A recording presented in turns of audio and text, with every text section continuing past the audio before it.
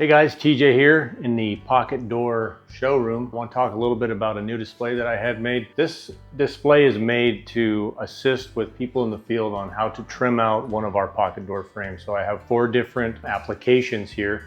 First application that we see standard most of the time is going to be like a kerf jam application right here.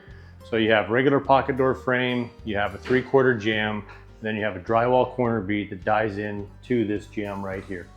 So this jam thickness could be any thickness of your choosing, whatever you're using on site. This entire side is finished. We're gonna get to the back side here in a minute where I can actually show you how I can be of service if you guys need help with video or a picture on how to trim out one of these pocket door frames in a specific application.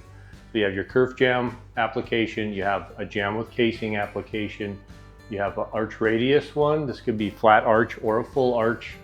And then the one we don't see a lot of, but I think is really cool, is a floor to ceiling application with a drywall jam. So there is no jam protruding out here. Basically your corner bead dies right in, acts as your split jam and your head jam, but our door is below the head jam. So you could do, say you have 10-foot ceilings, you could put a door that goes from a 1/2 inch off the floor all the way up to your drywall. And when this is 10 feet in the air, you're not going to see any of this hardware right here. So let me get this thing flipped around and we'll talk to you about how to jam one of these out. So the first application that we see most of the time is just a standard 3/4 jam, and you could do a kerf application or you could do a casing application. So with our standard frame, we leave you with 1 inch from the start of the track and the start of the track covers to your framing.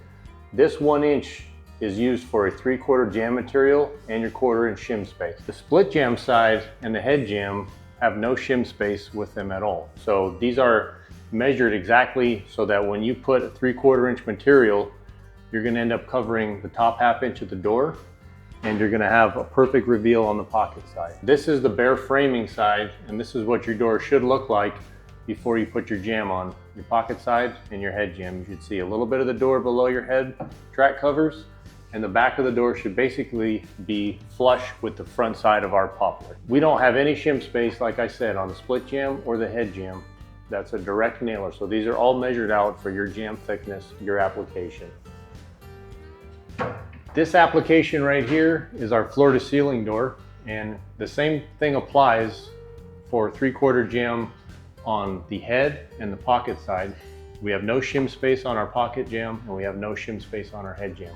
But you could see that we shortened these track covers and we used extended pendants on the door so that the bottom of the door is lower than your head jam. We're using this as a drywall right now. So for a floor to ceiling application, the drywall goes over the bottom of the track, and then the pendant is 1 inch longer or 3/4 of an inch longer or a 1/2 inch longer, depending on what your ceiling drywall thickness is.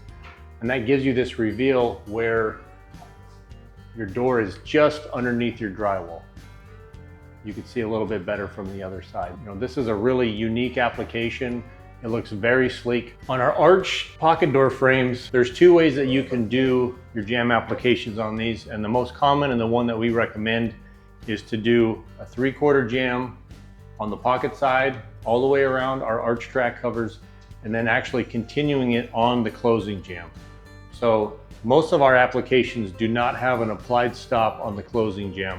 This is what we would consider an applied stop. So you're actually covering up the same amount of door on the front, 3/4 of an inch, as you are on the back, 3/4 of an inch. So if you were to have a designed door that had an arch design on it, and say you had 5-inch stiles on each side, if you cover up the back 3/4 of an inch, that's gonna off-center the design of the door, and your arches are not gonna match with the arch that's on our pocket door frame. By adding this 3/4 material on the closing jam, you end up lapping the door the same amount on the front of the door, the back of the door, and on the top of your arch as well.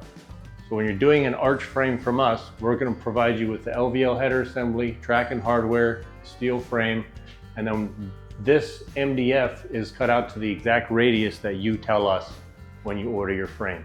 So this right here is an example of a full arch radius.